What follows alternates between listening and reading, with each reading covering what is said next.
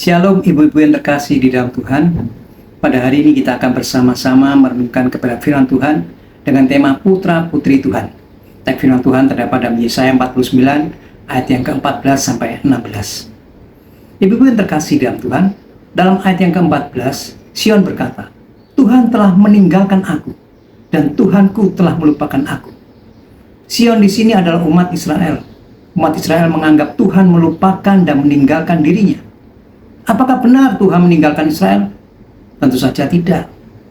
Sebaliknya di dalam ayat yang ke-15, Tuhan menanggapi Israel bahwa mereka selalu ada di hadapannya. Mereka selalu ada dalam pikiran Tuhan. Yesaya menggambarkan kasih sayang Tuhan sebagai seorang ibu kepada bayinya. Ayat yang ke-15 mengatakan begini, dapatkah seorang perempuan melupakan bayinya sehingga ia tidak menyayangi anak dari kandungannya? Jawabannya dengan sebuah pertanyaan. Dapatkah seorang ibu yang penuh kasih sayang melupakan bayinya sendiri? Tentu seorang ibu tidak akan pernah melupakan bayinya, karena ibu itu sangat-sangat mencintai bayinya, mencintai anak-anaknya. Dapatkah seorang ibu melupakan anaknya sekalipun anaknya mengecewakannya? Betapapun seorang ibu dikecewakan anaknya, anaknya yang selalu berada di sisinya, anaknya yang dikandungnya, dilahirkannya, dan disusuinya, ibu itu tidak akan pernah melupakan anak-anaknya. Ibu itu memiliki naluri yang begitu kuat dalam menyayangi anak-anaknya. Naluri seorang ibu tidak akan membiarkan bayinya nangis kelaparan. Pasti seorang ibu akan segera memberi makanan, yaitu ASI. Jika anaknya kesakitan, kesulitan, atau bahaya, seorang ibu tidak bisa diam saja. Ibu itu akan segera bertindak menolong anaknya. Itulah kasih seorang ibu kepada anak-anaknya. Dalam ayat 15 adalah sebuah janji yang luar biasa. Aku tidak akan melupakan kamu. Siapakah yang dimaksud kamu di sini? Kamu di sini adalah umat Israel, gereja Tuhan, setiap orang percaya pada Tuhan, ibu-ibu dan juga saya. Aku tidak pernah dan tidak akan melupakan kita. Dosa, penyakit, kesedihan, penderitaan, persoalan seberat apapun, bahkan setan pun tidak dapat menyebabkan Tuhan melupakan kita. Ini adalah janji Bapa tanpa syarat dan tidak berubah. Aku tidak akan melupakanmu. Di dalam Ratapan pasal 3, 22-23 mengatakan, tak berkesudahan kasih setia Tuhan, tak habis-habisnya rahmatnya, selalu baru setiap pagi, besar kesetiaan. Kasih setia Tuhan tidak pernah berhenti, terus dan terus mengalir, dan tidak pernah berakhir.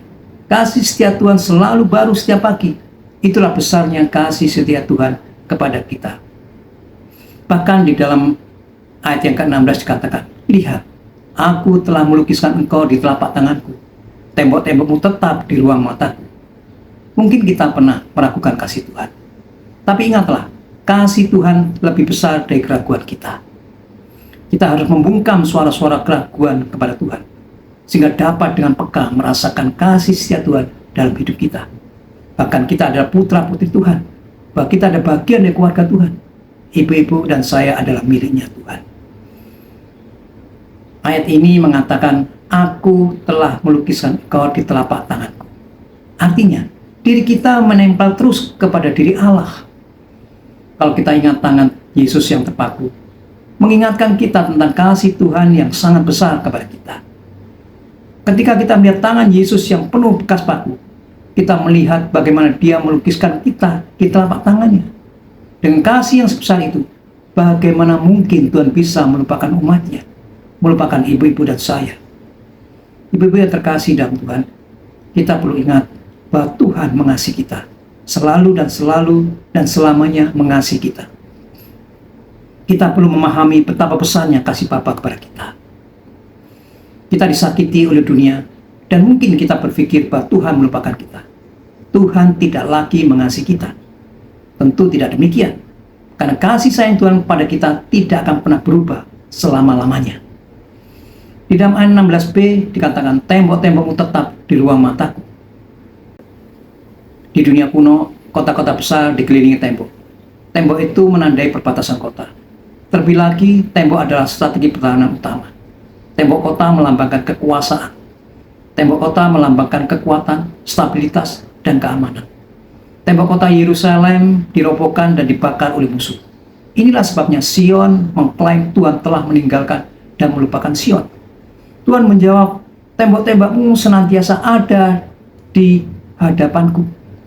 Sion hanya mengandalkan tembok secara fisik, bukan mengandalkan pada Tuhan, sehingga Tuhan prihatin dengan masalah rohani dalam hidup umatnya.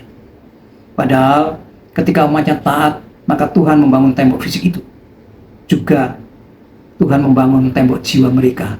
Artinya Tuhan senantiasa dan selalu melindungi umatnya dari musuh. Tuhan itu amat sangat peduli kepada Sion, memberikan kekuatan, semangat, dan pertolongan kepada mereka.